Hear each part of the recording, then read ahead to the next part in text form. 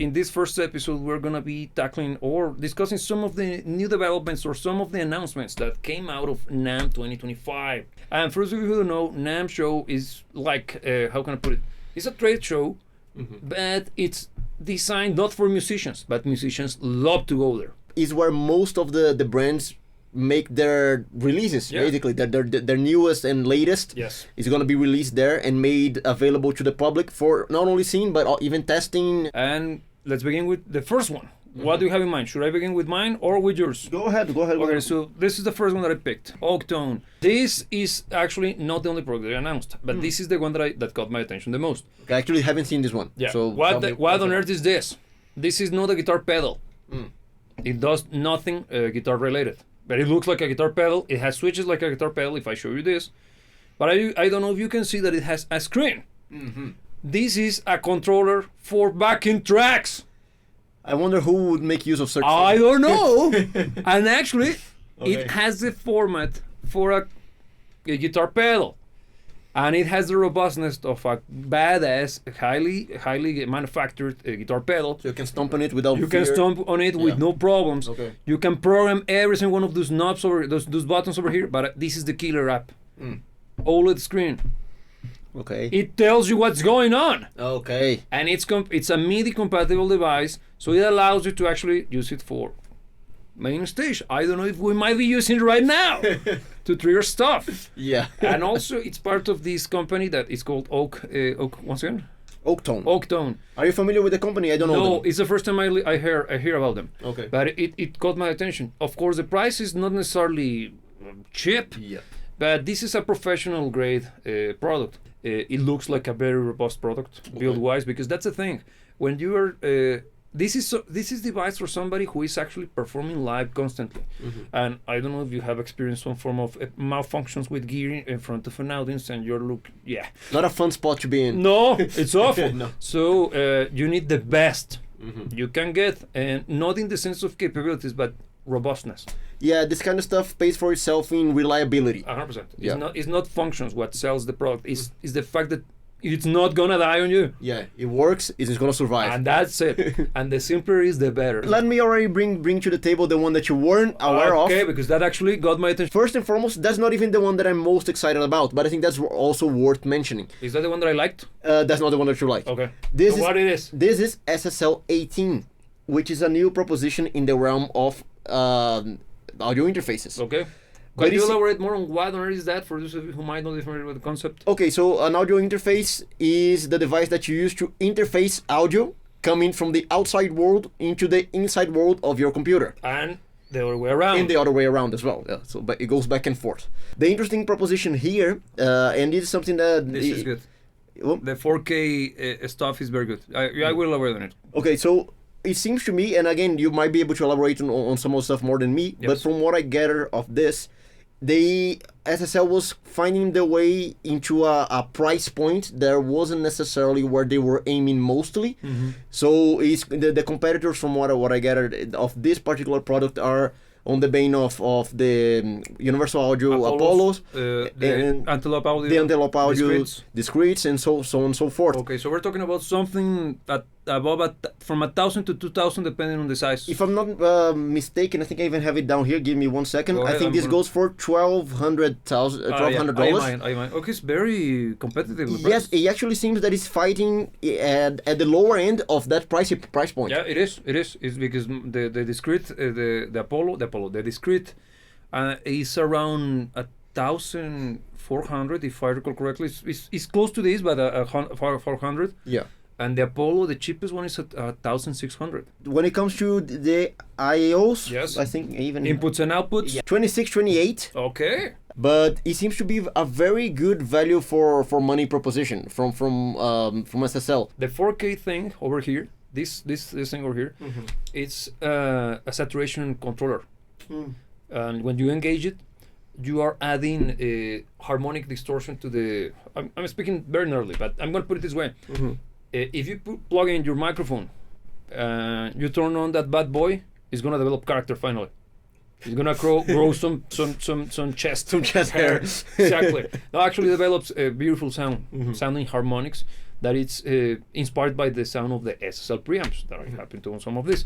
But and they have even these guys who are meant to be the ones that I own here, that are meant to be a little bit less dramatic. They have plenty of punch, man. When you drive them to a certain sweet spot, you start to get this. They have this particular cleanness jet punchiness. They're transient driven, if that makes sense. That's why I like them that much. And that 4K, it comes from the 4000 console, the one that made them famous, and it has a beautiful sound. Since we're already on the realm of SSL, we might bring another SSL. This one, not only you'll find it interesting, I but might be buying one. you might be getting one for yourself very soon. Okay, I'm not necessarily.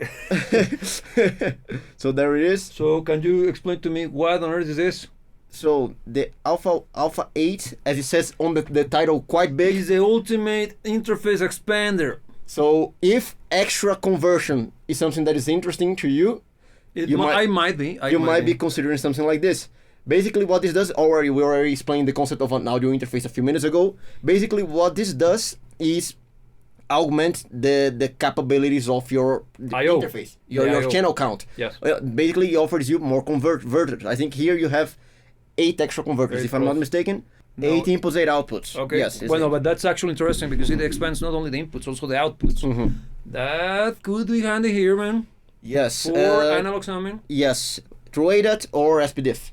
Okay. Cheaper than the other guy, right? This is $900. Yeah, it gotta be, there's no preamps. Yes. You see, I assume there's gonna be the same amount of converters, but that's good. It's an interesting proposition, and I find that you might see some value in it. Yeah, there are some more brands that have been doing this before. For example, Focusrite. Focusrite. It has had some, because it could be misinterpreted. Yes. Has developed some devices like this before, and they are actually very, very nice. Yeah, I will think about it because this is actually the kind of stuff that it's always comes in handy. So would you like to expose a little bit the use case for such a device? Good question. Look, for example, let's say that you are first. You need to in order for you to record any signal, you need a preamp, right? A preamp is what increases the input of where we are throwing at the you want to record, and makes it loud enough for it to be recorded. As simple as that. Okay? And your interface has a set amount of preamps built in. The higher end stuff comes with better converters but no preamps. This is a device similar to those. What do you do in such a case? You use external preamps. In this case, you could use this guy, for example, using the diagram here. You can use this. You can buy the SSL, the first one that Thiago introduced to us, as the core of your system. Then expand it with this new device, and instead of having access to 8 channels in the way in, you'll have access to 16. Why would you need such a channel count? Easy. If you're recording drums, more likely than not, 8 channels won't be enough. So you'll need more. This is a way to do it. The thing is that for this to work as a recording device, you will also need to have preamps, external preamps, and that opens up a new can of worms, because now you have unlimited options. The problem is that your bank account is not going to be happy. You know what I mean? But this is a much more pro level rather than an entry level product. Okay, so what do you have in store for us? Tonex cap, pal. What on earth is that? Tonex, for those of you who don't know, it's a fantastic profiling guitar thing, which in a nutshell what it does is actually you can capture the sound of your amplifier, the way it is set, and then put it inside of a pedal and rocking the limit stuff out of it wherever you are, with a sound extremely similar to the sound that you recorded in the studio. And if you don't happen to be a geek like myself and having access to some amplifiers like that one, no problemo. You can download those bad boys from ToneNet. And it comes loaded with plethoras of greatly designed and recorded profiles for free, by the way. Of course, you gotta buy the device. So it's very good. But then they introduced this, the Tonex cap. This is what is known as an FR speaker, amplifier, which, if I recall correctly, stands for full range, full response. Okay? And they are in design very similar to what a PA system does. They have no color to them. Why? Because on a device such as Tonex, you're going to be using IRs, impulse response, that recreate the sound of a certain cabinet of a certain dimension being recorded through a certain microphone, blah, blah, blah, blah, blah. And they are very good. But here's the catch.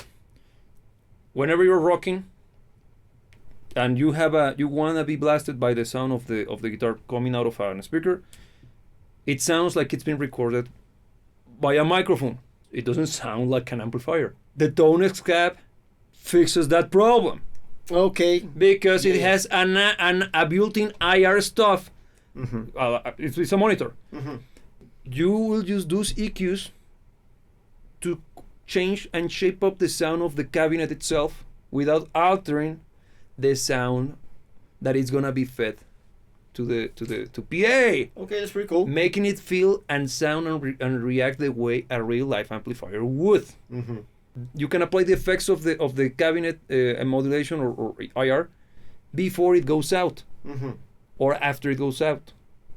So you can do whatever you want on your cabinet without ruining the mix on the end. Okay. So good, right? Very cool. And doesn't stop there. You have, I think, up to 6 or 8 slots that you can actually use to save the parameters. Let's say that you're, once again, one of those a band that plays at a bar every weekend. You can have the one that makes sense for your performances saved up.